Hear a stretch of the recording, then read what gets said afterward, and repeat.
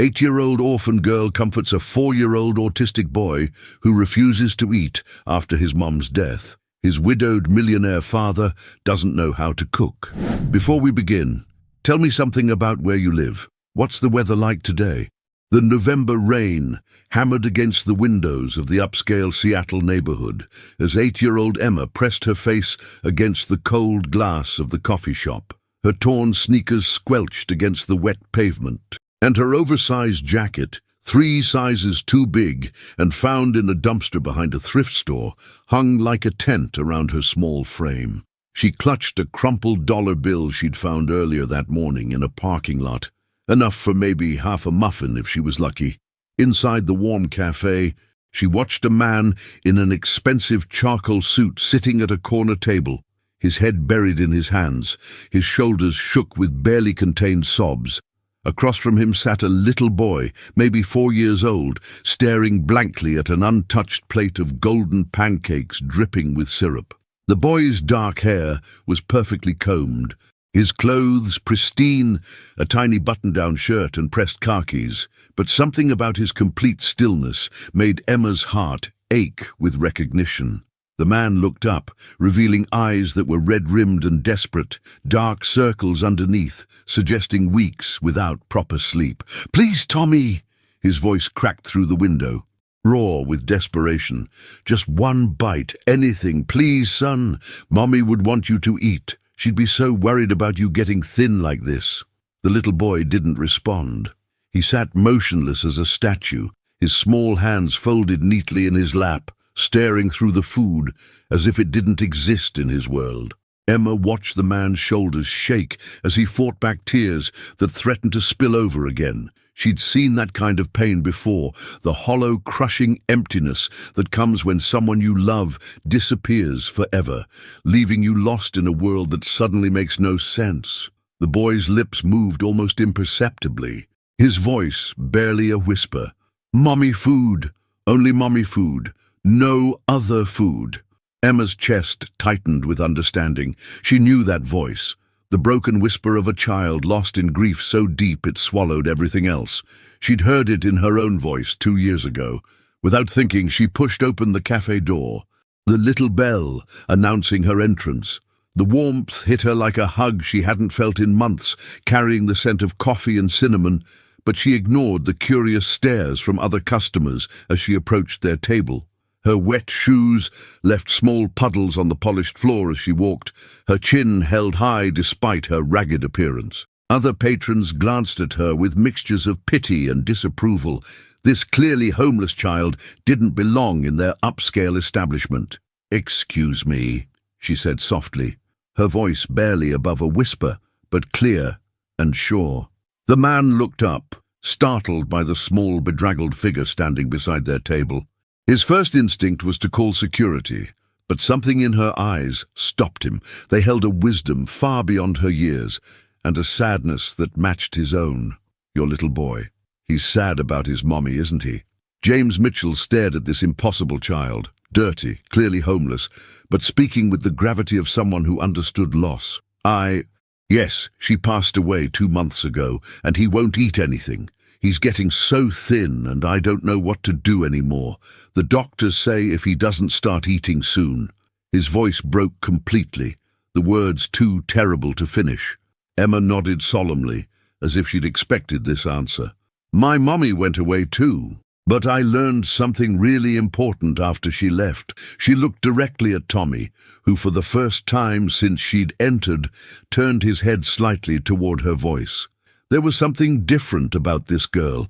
She didn't talk to him like the doctors who poked and prodded, or the nannies who tried to force food into his mouth. "Sometimes, when mommies go to heaven, they leave their love in the food, but daddies have to learn the magic words to make it work again." For a moment, the entire cafe seemed to hold its breath, as if everyone sensed they were witnessing something extraordinary. James Mitchell studied the strange little girl standing beside their table, unsure whether to call security or listen to whatever impossible thing she might say next. His businessman's mind told him this was absurd, a homeless child spouting nonsense about magic, but something in Tommy's reaction stopped him cold. His son had actually looked at another person for the first time in weeks, really looked, with focus and interest instead of that terrifying blank stare. "Magic words," James whispered, afraid to break whatever spell was happening between this mysterious child and his son. Emma nodded with the seriousness of a scientist explaining a crucial discovery. She carefully climbed onto the empty chair beside Tommy, moving slowly so as not to startle him. She was so small, her feet barely hung over the edge, swinging slightly as she settled in. "My mommy taught me before she went to heaven. She said love gets cooked into food, but you have to say the special words while you make it or the love gets lost and the food becomes just. Regular food, empty food." Tommy's head tilted slightly to the right, the most movement James had seen from him in days. His son's eyes, usually so vacant, held the faintest spark of curiosity. "What kind of words?" James asked, his voice hoarse with desperate hope. He'd tried everything, child psychologists, nutritionists, even a priest who'd assured him that prayer would help. Nothing had worked. His son was slowly fading away, and James felt powerless to stop it. Emma reached into her jacket pocket and pulled out a small, worn piece of paper that had been folded and refolded so many times the creases were white with wear. The edges were soft from constant handling, and James could see faded pencil marks across its surface. She held it like it was made of the most precious material on earth. "These words. My mommy wrote them down for me before the sickness took her away. She said even if I couldn't cook yet because I was too little, I should keep them safe for when I learned, or for when I met someone who needed them." She smoothed the paper carefully on the table between them. "But your little boy's mommy, she already taught you the words, didn't she, Tommy? She just taught them in a different way." Tommy's eyes moved to Emma's face for the first time, really seeing her. Mommy sing when she cook, happy songs, kitchen songs." "Yes!" Emma's face lit up with genuine joy, as if Tommy had just solved the world's most important puzzle. That's exactly how the love gets in. She was singing her love right into the food while she cooked. Every note was like a little hug going into the soup or the cookies or whatever she was making. But now, Daddy has to learn her songs, so the love can come back. James felt his throat close up with emotion. Sarah had always sung while cooking, little melodies she'd hum while chopping vegetables or stirring sauces. Made-up songs about what they were having for dinner, silly rhymes that made Tommy giggle from his high chair. He'd loved listening to her, had sometimes danced with her around the kitchen, but he'd never paid attention to learning them himself. After the cancer took her, he'd tried everything. Expensive takeout, hired chefs, pre-made meals from the best restaurants in Seattle. But Tommy refused everything that didn't come from his mother's hand. "I don't know her songs," James admitted, his voice breaking with shame and regret. "I never learned to cook. I was always working late, closing deals, building the company, and she did everything domestic. She said she loved taking care of us, so I let her. I should have learned. I should have paid attention." Emma's expression grew thoughtful, her young face serious as she considered this problem. Maybe I could help. I know some songs for cooking that my mommy taught me. And if your little boy helps choose the words and remembers his mommy's songs, maybe his mommy's love might find a way to come back through the food. Different voice, but same love." The hope blooming in James's chest was almost painful. You know how to cook? How old are you?" "8, Emma said quietly, her voice carrying a weight of experience that no 8-year-old should possess. "When you live by yourself, you have to learn fast or you don't eat. But I think Tommy's mommy was really, really good at cooking, wasn't she? I can tell by how much he misses her food." Tommy spoke again, his voice stronger than it had been in weeks. "Mommy make best food ever, sing happy songs, kitchen smell good, mommy laugh when flour get everywhere." James stared at this impossible child who had somehow gotten his son to speak more in 10 minutes than he had in 2 months of doctors and specialists.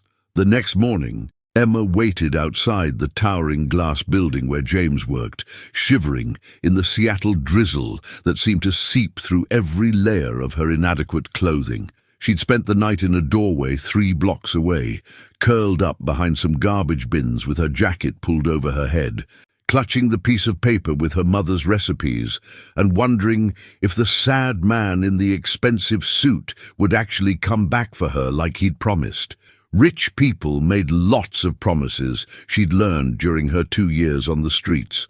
They'd see a homeless child, feel a moment of guilt or pity, offer help, then forget about it the moment they got distracted by their real lives. But something about the desperation in James Mitchell's eyes had seemed different. The way he'd looked at her when Tommy responded, like she was some kind of miracle instead of just a dirty street kid, at exactly noon, just as he'd promised. A sleek black sedan pulled up to the curb. James Mitchell stepped out, looking around nervously, until he spotted her small figure huddled against the concrete wall of the bank building. He was wearing another expensive suit, this one navy blue, but his hair looked like he'd been running his hands through it all morning. "Emma!" He approached carefully, as if she might bolt like a frightened animal. "You came. I wasn't sure. I was afraid you might not trust me." She stood up straighter, despite her chattering teeth, trying to look brave and capable instead of small and scared. "I said I would help, Tommy. I keep my promises." Her voice was steady, but James could see the way she was trembling, whether from cold or nerves he couldn't tell. James noticed her blue-tinged lips and the way she was shaking, her small body clearly struggling against the November chill. Without hesitation, he shrugged off his expensive wool coat, a coat that probably cost more than most people made in a month, and wrapped it around her narrow shoulders. It hung down to her ankles like a royal robe, completely engulfing her tiny frame. "My apartment is just a few blocks away," he said gently, placing a protective hand on her shoulder as they began to walk. "Tommy's been asking about you all morning. He's with his nanny right now, Mrs. Henderson. She's been with our family since Tommy was born. She's just as worried about him as I am, maybe more." Emma clutched the coat around herself as they walked through the upscale downtown district, past boutiques and art galleries she'd only ever seen from the outside. The coat smelled like expensive cologne and success, a world completely foreign to her reality. "Does he still not eat anything?" she asked, though she already knew the answer from the haunted look that never left James's eyes. "Nothing. Yesterday, after we met you, he asked for mommy food 3 more times. But when I tried to give him anything else, even things Sarah used to make that I bought from restaurants," James's jaw tightened with frustration and helplessness. "He just sits there getting smaller every day. The pediatrician says we might have to consider a feeding tube soon if something doesn't change. I can't. I won't let it come to that." They entered a luxury apartment building with marble floors polished to mirror brightness and crystal chandeliers that threw rainbow patterns across the walls. Emma had never seen anything so beautiful, but she tried not to gawk like a tourist as they rode the elevator to the penthouse floor. She could feel the doorman's suspicious gaze following her, probably wondering why a homeless child was accompanying one of the building's most prestigious residents. The elevator climbed smoothly to the 20th floor, and when the doors opened, Emma stepped into a world that seemed like something from a movie. The apartment was enormous, floor-to-ceiling windows overlooking Elliott Bay, where cargo ships looked like toys in the distance. Designer furniture in soft creams and blues filled rooms larger than the entire shelter where she'd briefly stayed. But despite all its elegance and obvious wealth, Emma could feel the sadness that hung in the air like a heavy fog, pressing down on everything beautiful and making it feel hollow. "Tommy?" James called softly as they entered. "I brought our new friend like I promised." A grey-haired woman emerged from what looked like a library, her kind face etched with deep worry lines. She was wearing a simple dress and apron, and her eyes immediately filled with maternal concern when she saw Emma's small figure swimming in James's coat. "He's in his room, Mr. Mitchell," she said quietly, her voice carrying a soft Irish accent. "He wouldn't even look at the chicken noodle soup I made, his former favorite, just pushed the bowl away and asked for mommy's soup again." Her eyes grew sad as she studied Emma, And who is this little angel? Mrs. Henderson immediately took charge of Emma with the efficiency of someone who'd spent decades caring for others. "Oh, you poor dear, you're freezing. Come, let's get you warmed up properly." But Emma gently pulled back, her eyes focused on the hallway where she knew Tommy was waiting. "Can I see him first? I promised I'd help him today. And promises are really important." James led her down a hallway, lined with family photos that told the story of happier times. Emma caught glimpses of a beautiful woman with long dark hair, laughing in a sun-filled kitchen, flour dusting her hands as she baked with a much younger Tommy, the same woman holding baby Tommy in a hospital room, both of them glowing with joy, the three of them on what looked like a beach vacation, James pushing Tommy on a swing while Sarah captured the moment, her smile radiant with contentment. Each photo was a window into a world that had been perfect until cancer shattered it into pieces. Tommy's room was painted with cheerful jungle animals and filled with expensive toys that looked barely touched. The 4-year-old sat in the far corner, his back to the door, surrounded by books and puzzles that held no interest for him. His small shoulders were hunched in a way that made him look even tinier than he was. "Hi, Tommy," Emma said softly, settling cross-legged on the carpet a respectful distance away. She didn't rush toward him or try to force interaction like the well-meaning doctors had done. "I brought my mommy's special paper like I promised. Do you want to see the magic words?" Slowly, like a flower turning towards sunlight, Tommy rotated to face her. His face was noticeably thinner than yesterday, dark circles under his eyes, making him look like a tiny old man, carrying burdens too heavy for his years. Emma carefully unfolded her precious piece of paper, smoothing it on the soft carpet between them. "This one's really special. My mommy called it sunshine soup because she said it could put actual sunshine right into your heart when you're feeling dark inside." Tommy crawled closer, drawn by the mystery of the worn paper and the gentle authority in Emma's voice. "What does it say?" "Well," Emma began, pointing to the faded pencil marks, "first, you have to introduce yourself to all the ingredients. You tell the carrots how beautiful and bright they are, thank the chicken for being brave and strong, and let the celery know you appreciate how fresh and green it decided to be just for your soup." Tommy's eyes widened slightly. "You talk to food?" "Of course. Food has feelings just like people do. When someone says mean things to you, it hurts your feelings and makes you sad, right? Well, food is the same way. If you ignore it or just grab it without saying thank you, it doesn't want to help you feel better. But if you're kind and grateful, it wants to share all its good energy with you." James knelt beside them, watching this incredible interaction unfold. His business training told him this was nonsense, but Tommy was more engaged than he'd been since Sarah's death. "My mummy did that too," Tommy whispered, a ghost of excitement in his voice. "She said hello, pretty tomatoes, and thank you, strong onions when she cooked. I thought she was just being silly." "She wasn't being silly at all," Emma said seriously. "She was doing the most important part of cooking, putting love into the food. And there's something else really important." She leaned closer conspiratorially. "When you stir the soup, you have to sing songs about all the people you love. That's how the love gets mixed in with all the flavors." Tommy's small hand reached out tentatively to touch the paper. "What kind of songs?" Emma's face brightened with inspiration. "Any songs that make your heart feel warm. Songs about your mommy, songs about your daddy, songs about feeling safe and happy. The soup doesn't care if you're a good singer, it just cares that the songs come from your heart." "Mommy singed about me when she cooked," Tommy said, his voice growing stronger. "She made up songs with my name in them, silly songs that made me laugh." "Perfect. Those are exactly the right kinds of songs.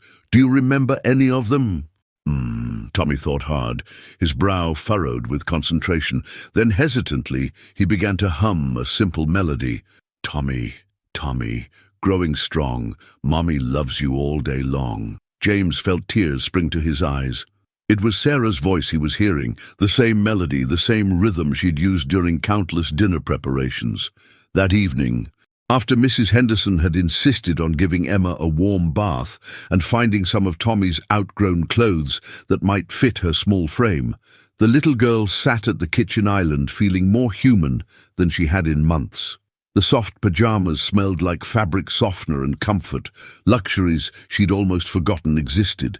Tommy appeared beside her, clutching a stuffed elephant that looked well loved. "Emma," he whispered, glancing toward the living room where his father was finishing a work call. "Will you sleep in my room tonight? I get really scared when it's dark, and Daddy looks sad when I wake up crying." James finished his call and approached them, overhearing the request.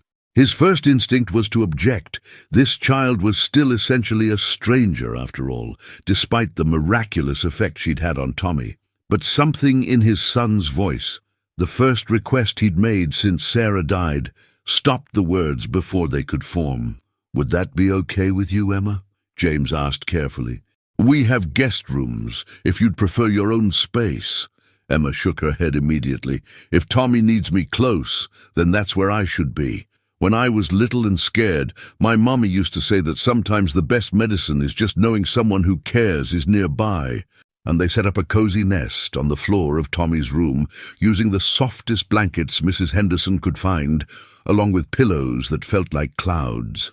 As they settled in for the night, Tommy spoke from his race car bed, his voice small in the darkness. "Emma, my mommy used to sing me to sleep every night. She said the songs would keep the scary dreams away and fill my head with happy thoughts instead. Do you know any sleep songs?"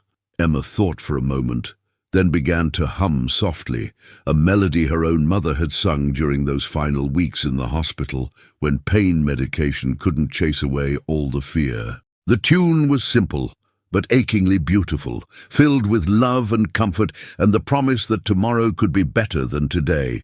"Sunshine in your dreams, little one," she sang quietly, her young voice pure and sweet in the darkness. "Moonbeams keep you safe till morning comes. Angels watch you sleeping. Love surrounds you deep, until the sunrise wakes you from your peaceful sleep." From the doorway, James listened with tears streaming down his face.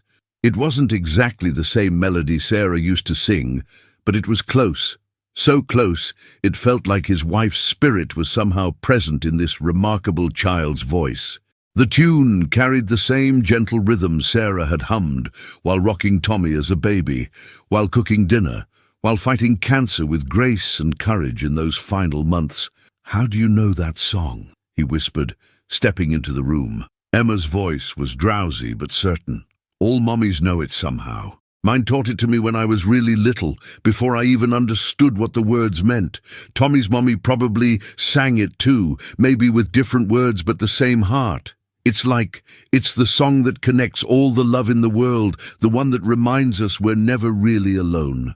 For the first time in 2 months, Tommy fell asleep without crying, his breathing deep and peaceful as the melody wrapped around him like a lullaby blanket. James stood in the hallway long after both children were breathing deeply, feeling something he'd thought was lost forever, beginning to stir in his heart.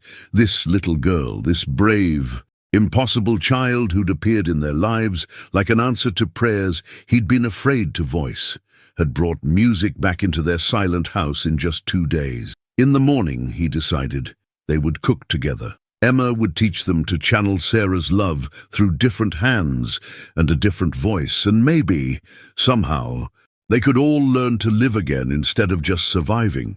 But as he finally headed to his own empty bedroom, James couldn't shake the feeling that there was more to Emma's story than she'd shared.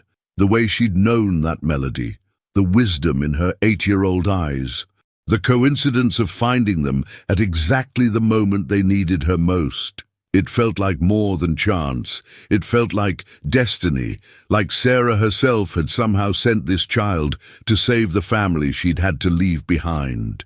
The next morning, Emma woke to find Tommy sitting by the large window in his room, staring out at the Seattle skyline with more alertness and focus than he'd shown in weeks. The morning light caught the gold flecks in his brown eyes that looked so much like his mother's in the photographs lining the hallway. When he saw her stirring from her nest of blankets, he actually smiled, a small, tentative expression that transformed his entire face and made her heart soar with hope. "Good morning, Tommy. Did you sleep better last night?" He nodded eagerly, then paused, his expression growing thoughtful. "Emma, last night I had the most wonderful dream about Mommy. She was in our old kitchen, the one we had before we moved to this big apartment, and she was cooking and singing just like she used to. She looked so happy and healthy, not sick like at the end." Emma sat up, immediately interested. Dreams about lost parents were sacred things, not to be dismissed or minimized. "What did she say in the dream?" she said. Tommy's voice grew quiet with wonder. "She said you were going to teach Daddy her songs, but in a different way. She said sometimes love has to find new voices to keep going, and that she picked you special to help us remember how to be happy again." Emma felt goosebumps rise along her arms. "That sounds like a very important dream, Tommy. I think your mommy was telling you something real." James appeared in the doorway, already dressed for what should have been another day at the office, but carrying a cup of coffee and looking more rested than he had in months. Dark circles still shadowed his eyes, but there was something different about his posture, less defeated, more hopeful. "Actually," he announced, "I called my office early this morning and cleared my entire schedule. I'm taking the day off. I want to learn how to make this sunshine soup, and I want to learn the right way, with songs and gratitude and all the special words Emma's mother wrote down." An hour later, the three of them stood in the pristine kitchen that Sarah had designed with such love and care, but that James had barely used since her death. The granite countertops gleamed under pendant lights, and every appliance was top of the line, but the room had felt cold and lifeless for months, until now. Emma had carefully laid out her mother's recipe paper on the counter, its worn edges and faded pencil marks looking humble but precious against the expensive surface. Mrs. Henderson had gathered all the necessary ingredients, arranging them like an artist's palette. Bright orange carrots, crisp celery stalks, a whole chicken that looked farm fresh, herbs that filled the air with earthy promise. "Now remember," Emma explained with the seriousness of a master chef instructing students, "cooking isn't just about following directions. It's about making friends with your food and inviting love into every single step. Tommy, pick up a carrot and tell it something nice, something that comes from your heart." Tommy giggled, the first genuine laughter James had heard from him since Sarah's death, a sound so beautiful it made his chest ache with relief. "Hello, carrot. You're very orange and pretty, and I bet you grew really hard to be so perfect for our soup." Wonderful. Now, Daddy, you try with the celery. Don't think too much about it, just say what feels right." James felt absolutely ridiculous talking to vegetables, but the hope shining in his son's eyes made him willing to try anything. Hello, celery. Thank you for being so fresh and green and for growing in the sunshine so you could help us make something special today." Emma nodded approvingly. "Perfect. You're both naturals at this. Now we start the actual cooking, but here's the most important part. Tommy, can you remember any of the songs your mommy used to sing while she cooked? Even just humming the tunes would be perfect." Tommy closed his eyes, concentrating hard. Then he began to hum hesitantly, his small voice carrying a melody that made James's breath catch. It was the same tune Emma had sung the night before, but with Sarah's rhythm, Sarah's pauses, Sarah's joy woven through every note. Slowly, words began to emerge. Stirring, stirring, love goes in. Warm my baby from within, carrots dancing, celery too, making soup for me and you. James's breath caught completely. It was exactly how Sarah used to sing while cooking their Sunday dinners, her voice filling the kitchen with warmth and contentment. "That's it." Emma clapped her hands in delight. "That's your mommy's love song. Now we all sing together while we cook, and the soup will taste like love because we're putting love into making it." As they chopped and stirred and sang together, something truly magical began to happen. The kitchen filled with warmth that had nothing to do with the stove's heat. Tommy helped measure ingredients with careful precision. James sang off-key but with his whole heart, and Emma conducted them like a tiny orchestra conductor, keeping them all in harmony. When the soup was finally ready, filling the kitchen with an aroma that smelled like comfort and home, Tommy took his first voluntary bite of food in 2 months. His eyes widened with surprise and joy. "It tastes like Mommy's love," he whispered in wonder, and then promptly ate an entire bowl without stopping. James was so overcome with relief and gratitude that he had to sit down, his hands shaking as the weight of 2 months' worry finally began to lift from his shoulders. "Emma, I don't know how to thank you," he said, his voice thick with emotion. "You've given me my son back. You've saved our family." But even as the words left his mouth, his phone rang with an intrusive electronic chirp. Mrs. Henderson answered it in the next room, and James could hear her voice growing concerned, then alarmed. She returned to the kitchen with a deeply troubled expression, her face pale with worry. "Mr. Mitchell, that was someone from Child Protective Services. They're conducting an active search for a missing child. An 8-year-old girl named Emma who disappeared from foster care 3 weeks ago. They're asking all the hospitals, shelters and community centers to keep an eye out. They said she's considered at risk, and they're very worried about her safety." Emma went completely still, her spoon halfway to her mouth, her face suddenly guarded. James looked from Mrs. Henderson to Emma, his mind racing with implications and questions he wasn't sure he wanted answered. "Emma, is there something you need to tell us?"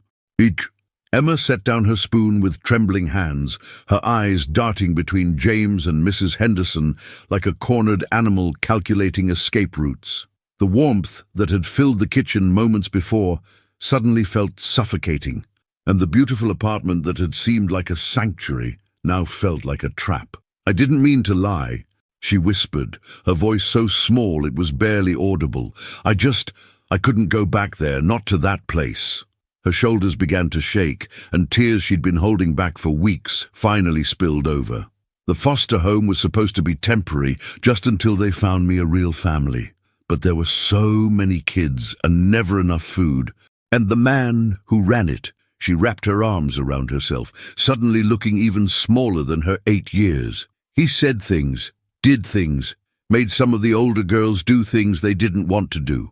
When I tried to tell the social worker, she said I was making up stories for attention. She said problem children always blame others for their situations."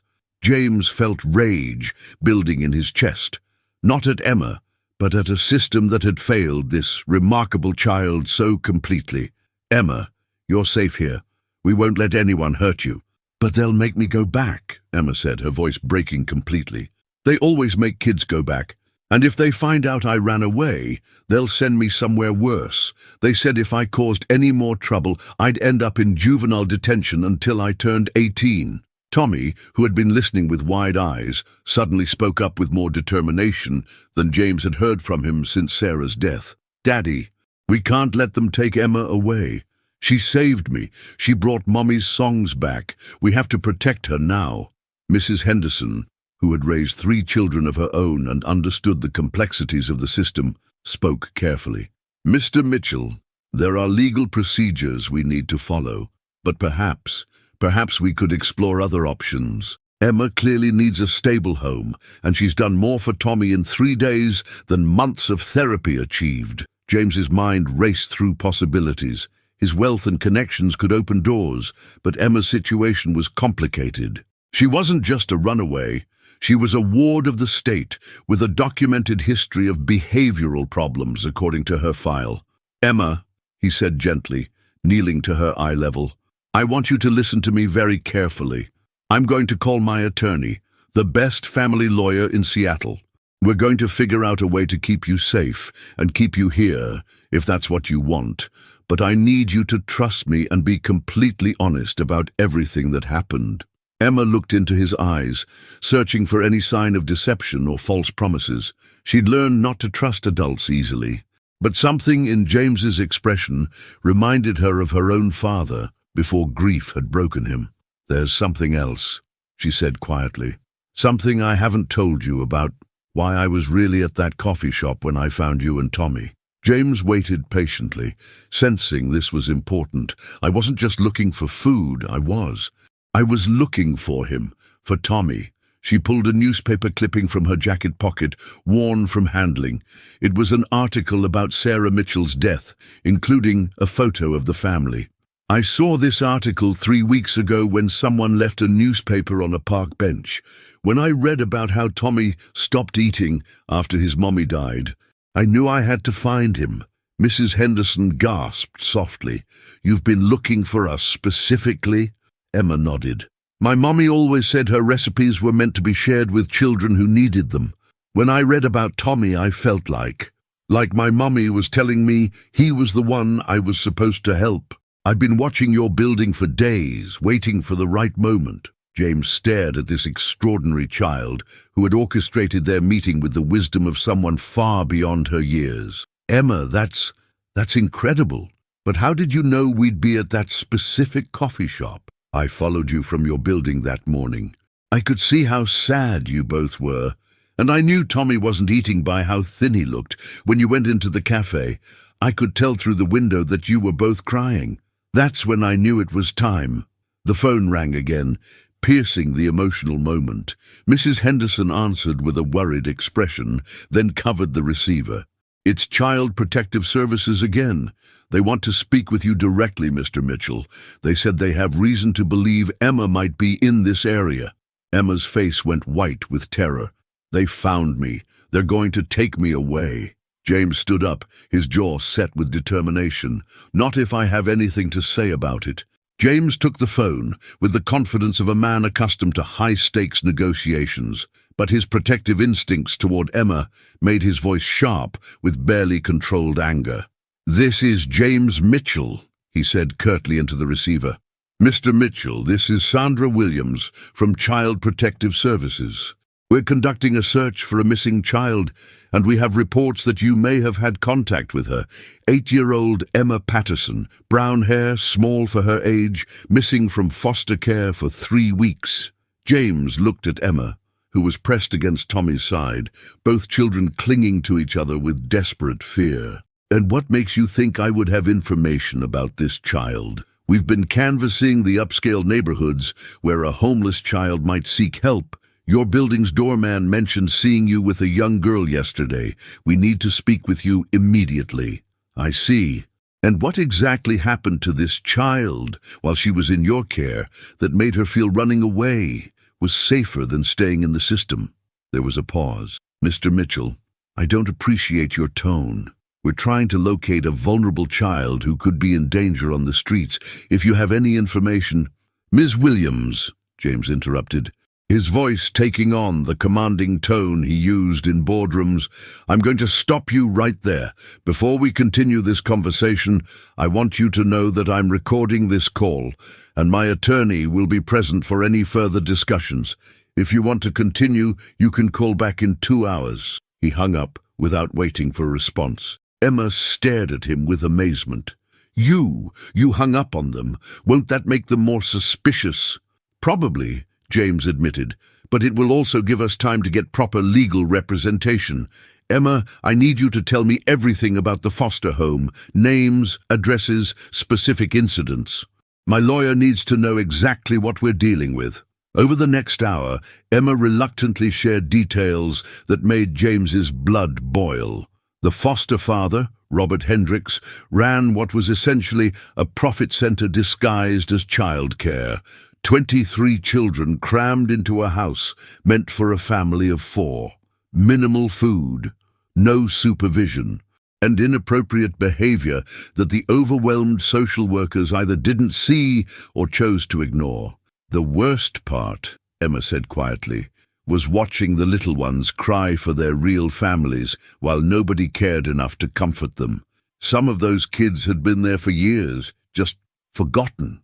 Mrs. Henderson wiped tears from her eyes. "That's no way for any child to live."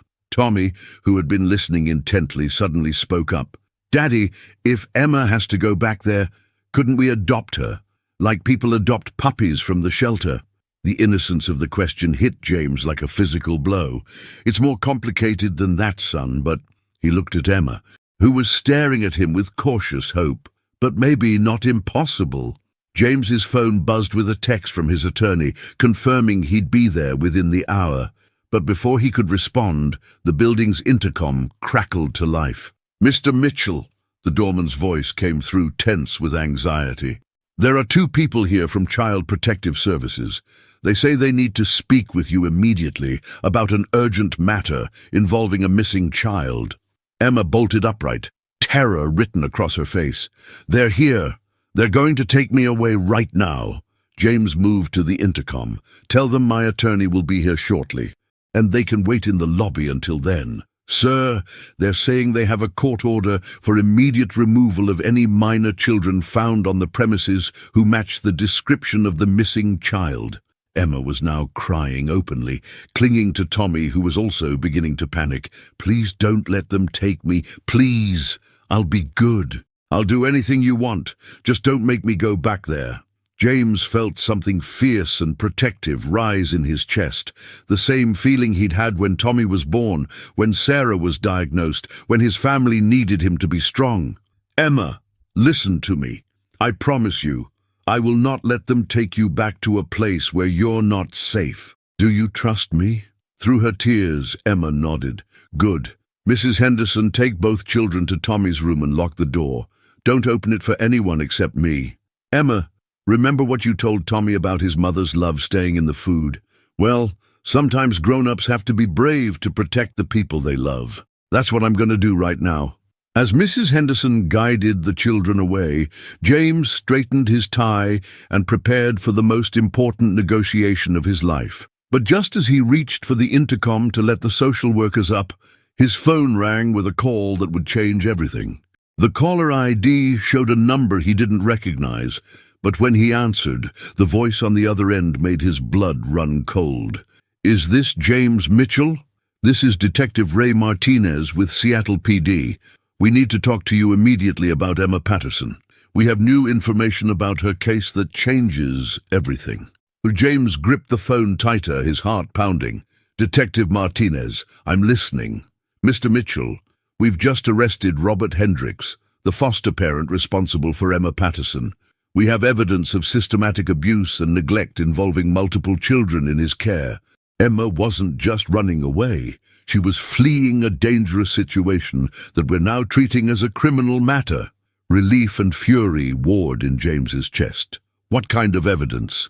"I can't give you all the details over the phone, but we have testimony from several other children, financial records showing fraud, and physical evidence of inappropriate conduct. Emma's allegations, which were dismissed by her caseworker, are now central to our investigation.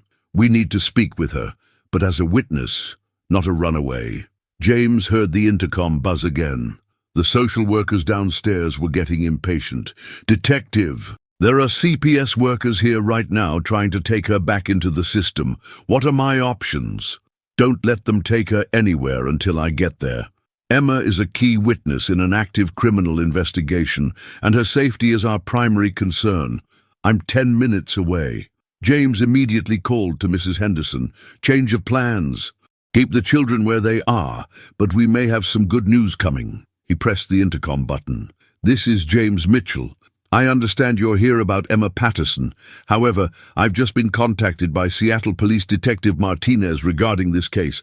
The child is now considered a protected witness in a criminal investigation. You'll need to coordinate with the detective before taking any action." There was a long pause. "Mr. Mitchell, we have our orders, and I have mine from the Seattle Police Department. Detective Martinez will be here in 10 minutes to explain the situation. You're welcome to wait in the lobby." James hung up and went to Tommy's room, where he found Emma teaching Tommy a clapping game to distract him from the stress. Her resilience amazed him. Even in her moment of greatest fear, she was taking care of his son. "Emma," he said gently, "I have some news. The police have arrested the man who was hurting you and the other children at the foster home. You're not in trouble. You're a hero for speaking up about what was happening." Emma's eyes widened. "They arrested Mr. Hendricks? Really? Really? And Detective Martinez wants to talk to you. but as someone who helped solve a crime, not as someone who did anything wrong. For the first time since the phone calls began, Emma smiled. Does that mean I don't have to go back there? It means we have options now, legal options. And Emma, there's something I want to ask you, but I want you to think about it carefully. Tommy bounced up excitedly. Are you going to ask her what I think you're going to ask her? James knelt down, so he was at eye level with both children. Emma, these past few days, you've become part of our family. You saved Tommy, you brought music back to our home, and you've shown more courage and wisdom than many adults I know. I know this is all happening very fast, but how would you feel about staying with us? Not just for a few days, but permanently? Emma stared at him in shock. You mean, like a real family? Forever? Like a real family. Forever. I'll need to file adoption papers, and there will be legal processes to follow. But my attorney thinks we have a strong case, especially with the criminal charges against your former foster placement. Emma's eyes filled with tears, but for the first time, they were tears of joy. You really want me, even though I'm just a street kid with nothing to offer. James felt his own eyes getting misty. Emma, you saved my son's life. You brought love back into our home when I thought it was gone forever. You have everything to offer. Tommy jumped up and down. Say yes, Emma, say yes. We can be brother and sister. And you can teach me more cooking songs, and we can take care of Daddy together. Just then, the doorbell rang. James checked the security monitor. A man in a detective's badge stood outside, along with the two social workers who looked significantly less confident than they had earlier. That's Detective Martinez. Emma, are you ready to tell your story to someone who will actually listen and believe you? Emma squared her small shoulders with determination. I'm ready. And Mr. James, thank you for being the first grown-up who wanted to protect me instead of control me. As James opened the door to let the detective in, he couldn't help but think about Sarah and how proud she would be of the family they were building. Emma had come into their lives like an answer to prayers, but maybe, just maybe, they were the answer to hers as well. Detective Martinez was a kind-faced man in his 40s who immediately put Emma at ease. Hello, Emma. I've heard you're a very brave girl who helped us discover some important information about children who needed protection.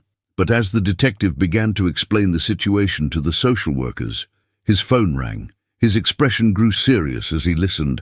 Then he looked directly at James with an expression of surprise and concern. Mr.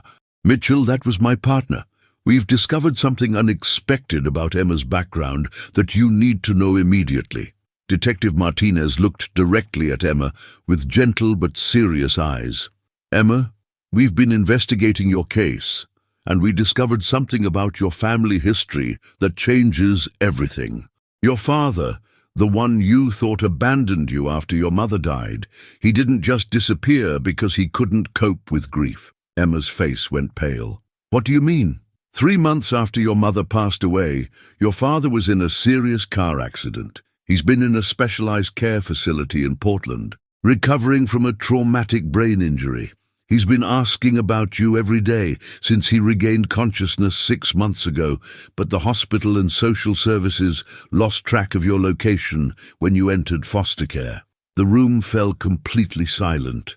James felt the ground shift beneath him as he realized what this meant. My daddy is alive. Emma's voice was barely a whisper. Not only alive, but fighting every day to get well enough to take care of you again. The doctors say he's made remarkable progress. His speech has returned, his memory is improving, and his motor functions are nearly back to normal. He's been working with social workers trying to locate you. Emma began to shake. He wants me back? Emma, your father never stopped wanting you. When he woke up and learned you'd been placed in foster care, he started rehabilitation therapy with a determination the doctors had never seen. He's been working 2 jobs from his hospital bed, physical therapy to get his body back, and legal advocacy to get his daughter back. James felt his heart breaking and soaring simultaneously. This was wonderful news for Emma, but it meant losing her just when she'd become part of their family. There's more. Detective Martinez continued.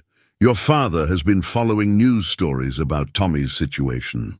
When he saw the article about a boy who wouldn't eat after losing his mother, he told his social worker that it sounded like something his Emma would want to help with. He's been praying you would find your way to a family that needed your special gift with cooking and caring for people. Emma looked confused. He knew about Tommy? He didn't know specifically, but he knew you. He told everyone at the hospital that his daughter had a gift for helping sad children feel better, that your mother had taught you special ways to cook with love. He said if you were out there somewhere, you'd find someone who needed that gift. Tommy, who had been listening intently, suddenly spoke up. Emma, your daddy sounds really nice and really smart. James struggled with conflicting emotions.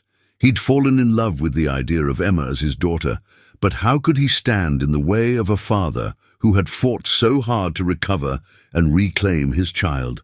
When can I see him? Emma asked, her voice trembling with hope and fear. We can arrange a video call today, and if you're both comfortable, we can arrange a visit tomorrow. But Emma, there's something important you need to understand. Your father knows that you've been through trauma, and he wants whatever is best for you, even if that means taking time to rebuild your relationship. Emma looked at James with tears in her eyes. Mr. James, I'm so confused. I want to see my daddy, but I don't want to leave you and Tommy. You saved me too. James knelt down and took her hands. Emma, the most important thing is that you get to choose what feels right for you. No one is going to force you into anything. Maybe there's a way for all of us to be in your life. Detective Martinez smiled. Actually, that's exactly what your father was hoping. He asked if the family that had been taking care of you might be willing to meet him. He said he wanted to thank them personally for protecting his daughter when he couldn't. Mrs. Henderson, who had been wiping tears throughout the conversation, spoke up. This child has brought so much healing to this household. If her father is half as special as she is, I think we're about to witness something beautiful. Tommy tugged on Emma's sleeve. Emma, maybe your daddy can come have dinner with us. You can make sunshine soup for everyone, and we can teach him the songs, and he can tell us stories about when you were little. Emma looked around at all the faces surrounding her, people who had shown her more love and protection in 4 days than she'd experienced in 2 years on her own. Can we really do that? Can my daddy meet my new family? Detective Martinez nodded. Emma, your father's first words when he woke up were, "Where is my Emma? And who is taking care of her?" I think he's going to be very grateful to meet the people who answered that question. But just as Emma was beginning to smile, Detective Martinez's radio crackled with an urgent message that made his expression change dramatically. Detective Martinez, we need you back at the station immediately. There's been a development in the Hendricks case that requires Emma's immediate attention. We've discovered something about the other children that changes the entire scope of the investigation. Detective Martinez's expression grew grave as he listened to the message. Emma, we need to talk about something important. The other children from the foster home. We've discovered that several of them have no family to return to, and they're going to need safe places to stay while we sort out their situations. Emma's eyes widened with understanding. The little ones? The ones who cried at night? Yes. There's a 5-year-old named Marcus who's been asking for you specifically. He told our child psychologist that you used to sing to him when he had nightmares and that you shared your food with him when there wasn't enough. He's scared and doesn't trust any of the adults trying to help him. James felt something shift in his chest. How many children are we talking about? 7 children who are now in emergency placement, but 3 of them, Marcus, his 6-year-old sister Lily, and a 4-year-old named Carlos, are having severe emotional reactions. They're not eating, not speaking, showing signs of trauma that our usual foster families aren't equipped to handle. Emma stood up straighter, her voice filled with determination. They need the cooking songs. They need someone who understands what it feels like to be scared and alone. Tommy looked up at his father with the innocent wisdom that had become familiar. Daddy, remember when Emma helped me? Maybe she could help them too. Maybe we could help them too. James looked around the room, at Emma, whose eyes were bright with purpose, at Tommy, who was more alive than he'd been in months, at Mrs. Henderson, who was nodding encouragingly, at Detective Martinez, who was watching this conversation with interest. Detective, what would be required if we wanted to help these children? Not permanently, necessarily, but as emergency placement while they heal. Mr. Mitchell, you'd need to apply for emergency foster certification, which, given your background check and financial stability, could be expedited. But are you sure you're prepared for that level of responsibility? These children have been through severe trauma. Emma looked at James with hope and determination. Mr. James, I know how to help scared kids. My mummy taught me, and I learned more on the streets. Food and songs and feeling safe, that's what they need most. James thought about his enormous apartment, his resources, his ability to hire additional help. But more than that, he thought about the transformation he'd witnessed in his own son, and the light that had returned to their home through Emma's presence. Mrs. Henderson, what do you think?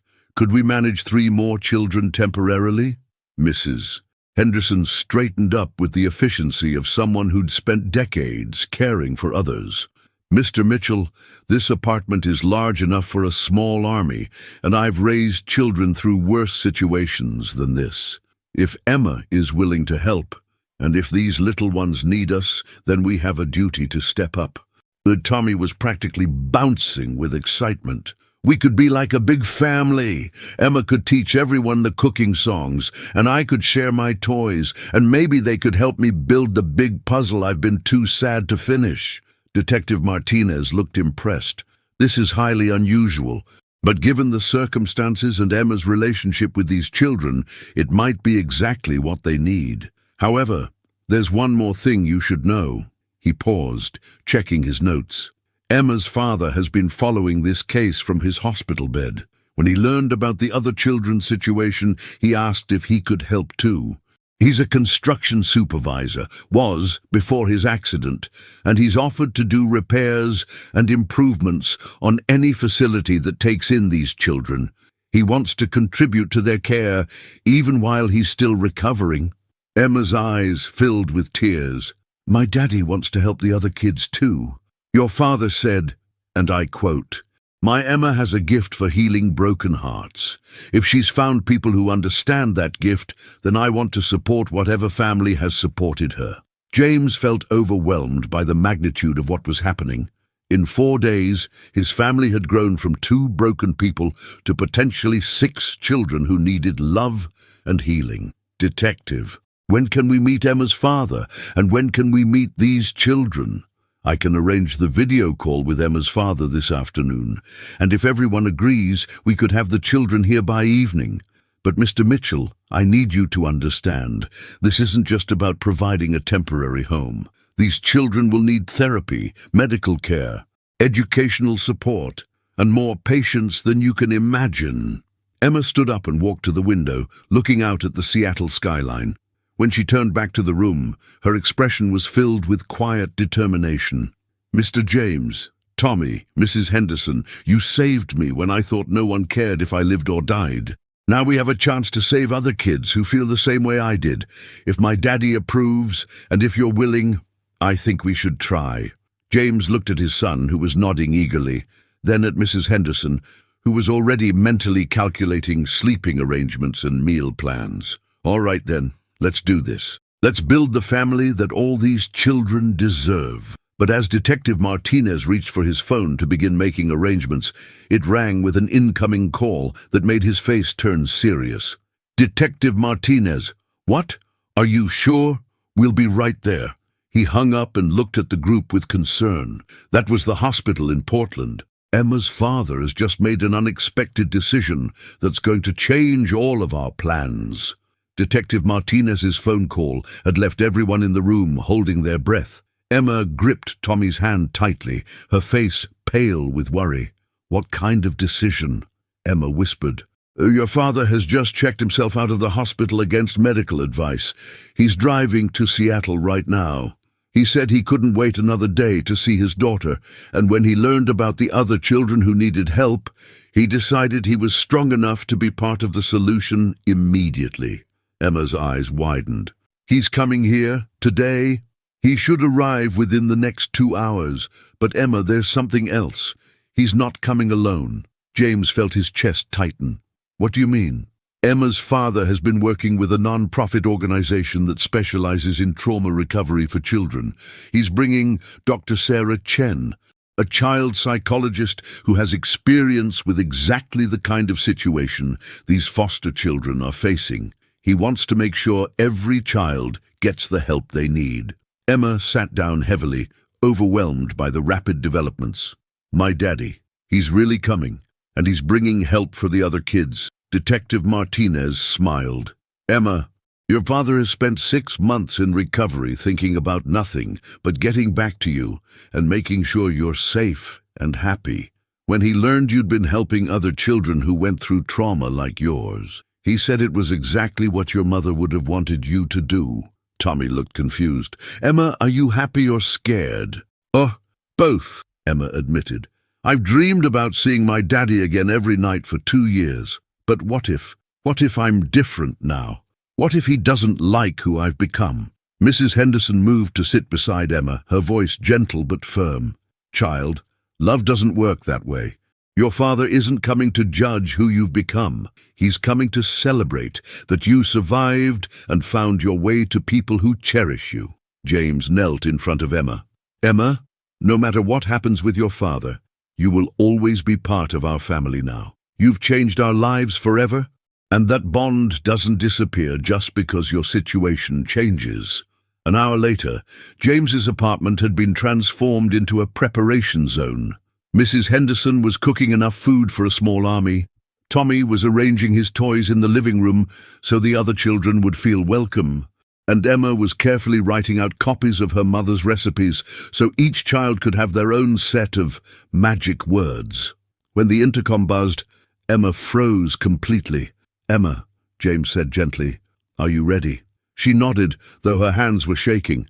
Tommy took one of her hands, and James took the other as they walked to the door. When James opened it, they saw Detective Martinez, accompanied by a man who looked like an older version of Emma. The same warm brown eyes, the same determined chin, but with graying hair, and the careful movements of someone still recovering from serious injury. Beside him stood an Asian woman with kind eyes carrying a medical bag. Emma, the man said, his voice breaking with emotion. Daddy, Emma whispered.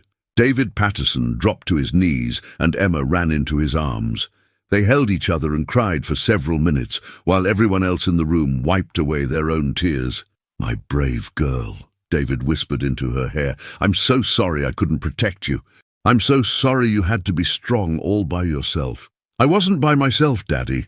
I found Tommy and Mr. James and Mrs. Henderson, and they took care of me. And now we're going to take care of other kids who need help. David looked up at James with tears in his eyes. Mr. Mitchell, I will never be able to repay you for protecting my daughter when I couldn't. James helped them both stand. David, your daughter saved my family. She brought my son back to life and taught us how to love again. We're the ones who should be thanking you for raising such an extraordinary child. Dr. Chen stepped forward. I hate to interrupt this beautiful reunion, but we have 3 very scared children waiting downstairs who need to see that Emma is safe and happy before they'll trust any of us. Emma wiped her eyes and stood straighter. They're here, Marcus and Lily and Carlos. They're in the lobby with a social worker. Marcus hasn't spoken since yesterday. But when he heard Emma's name, he perked up for the first time. Emma looked around the room at her father, at James and Tommy, at Mrs. Henderson and at Dr. Chen. Are we really going to do this?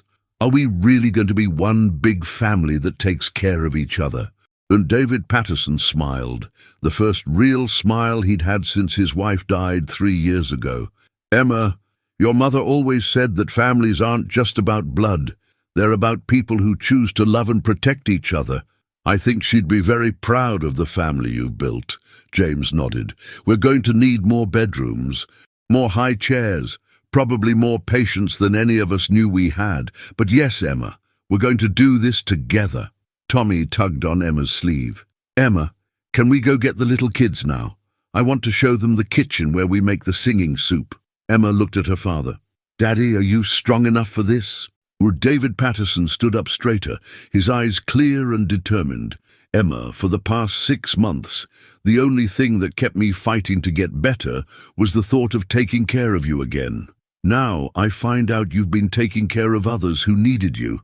I've never been more ready for anything in my life. And so, 20 minutes later, the penthouse apartment that had been silent with grief just a week before was filled with the voices of 6 children, 3 adults who had committed to loving them, and Dr. Chen, who was already planning therapy sessions that would help heal young hearts.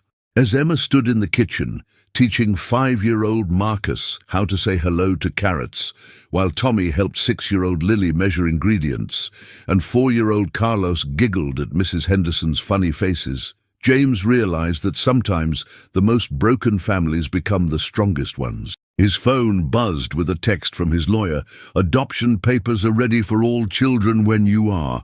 Family court judge says she's never seen a more compelling case for emergency family formation. James looked around his kitchen, now filled with children's laughter and the smell of sunshine soup, and thought about Sarah. She would have loved this chaos, this beautiful noise, this house full of children who needed love and had found it in the most unexpected way. Emma caught his eye and smiled, the radiant smile of a child who had learned that sometimes when you save someone else, you end up saving yourself too. Outside, snow began to fall gently on Seattle, covering the city in a blanket of new beginnings.